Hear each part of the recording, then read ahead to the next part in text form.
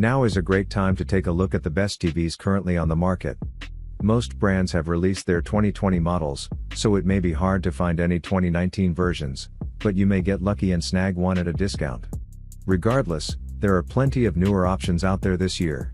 Like the 2018 6 series, the latest models look expensive and premium, if not particularly sleek. From the front, the screen is framed by a bezel just a millimeter thick on the top and sides, flush with the panel. These bezels are the edges of 1.25-inch wide brushed metal bands that run along the sides of the screen, giving it a fairly thick profile that widens out further to 3.5 inches to accommodate the black plastic enclosure that holds the TV's electronic components and connections. The bottom edge of the screen sits against a 0.6-inch wide brushed metal strip with the TCL logo in the middle and an indicator LED under it. Unless you decide to mount it on the wall, everything sits on two gunmetal, V-shaped feet mounted on the far sides of the screen. The result is a very attractive design that looks stylish thanks to the barely there bezels and brushed metal, but relatively chunky due to the thick profile. With the exception of the power cable, which connects to the left side of the back of the screen, all connections can be found on the back right. 4 HDMI ports, a USB port, an Ethernet port, a composite video input, an optical audio output, and an antenna/cable connector can all be easily accessed from the right side of the TV, with no additional connections facing downward or back. A single power/input button sits on the lower right back corner. The PX65G1 is strikingly minimal, with a bezel-free design that frames the active screen with a scant quarter-inch of black, flush glass border before transitioning into a textured chrome band that runs along the edge of the TV. The only distinguishing marks are a small, metallic Vizio logo on the lower right corner of the screen, near a small protrusion that holds the infrared remote sensor. The screen sits on widely spaced, curved chrome legs. All ports are on the right side of the back of the TV, split between facing right and facing down. 2 HDMI ports, RCA component video inputs, and a USB port face right, positioned for easy access. 3 more HDMI ports, optical and RCA stereo audio outputs, a cable/antenna connector, and an Ethernet port face downward. The positioning of the component video inputs is odd. The RCA ports take up a lot of space, and you're less likely to connect a legacy device that uses them than an HDMI device.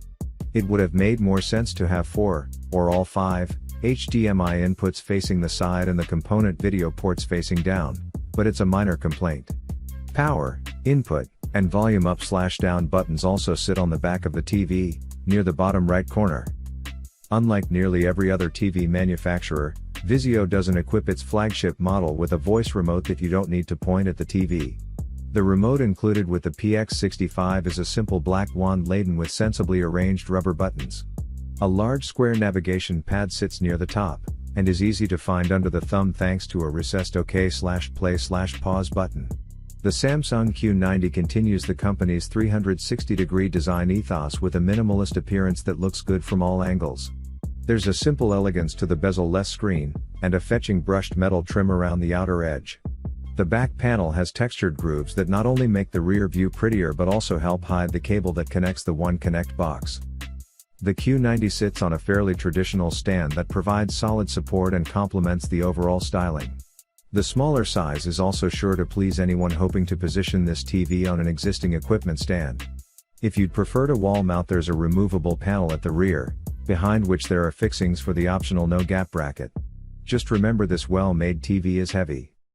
There's literally only one connection on the rear of the Q90, everything else is in the One Connect box.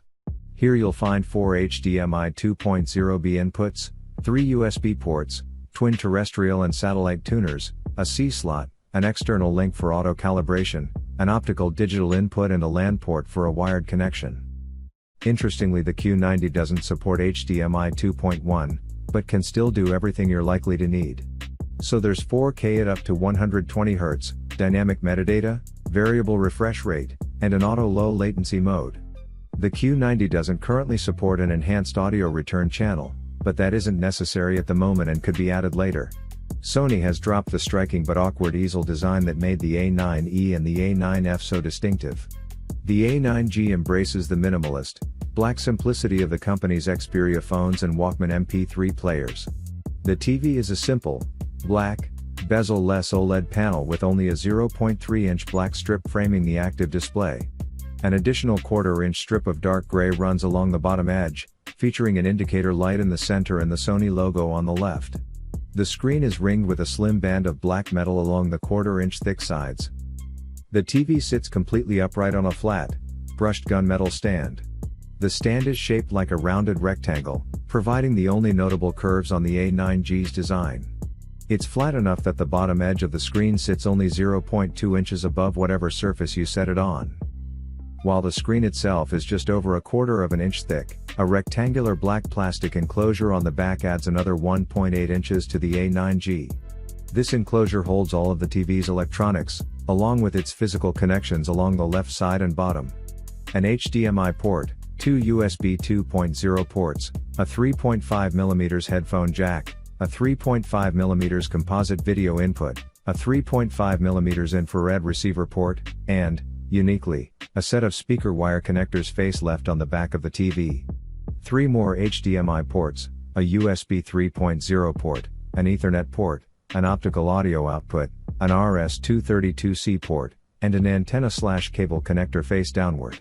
The Z9 is a massive OLED TV, the largest commercially available at 88 inches. It shares the minimalist, bezel-free design of LG's C9 and E9 OLED models, with a thin, flat panel that runs edge to edge with glass.